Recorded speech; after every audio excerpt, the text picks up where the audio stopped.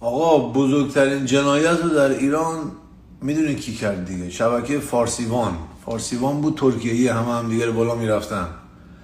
میگم آقا خواهر من اگر با شوهر رفیق، دوست پسر رفیق در ارتباطی یا برادر من، تو انقدر میتونی آقا جسارت نمیکنه، شما رو نمیگم، یک سریا با زن طرف صحبت میکنی، با دوست دختر طرف صحبت میکنی، بیناموسی رو که آدم داره انجام میده دیگه، بی‌معرفتی رو برای چی میکنی دیگه؟ برای چی مثلا خانم تو اگه با شوهر فلانی رفیقی داری خیانت به دوستت میکنی، برای چی به دختر بالا پایین میکنی؟ وای قربون تو من برم، چی کار میکنی؟ یا پسرم همین، داداشی بریم شمال بعد میری تو دستشویی به زن یارو تکس میدیم. برادر بی‌ناموسی بی‌معرفتی با هم یه چیزی گفتگویی در میاد.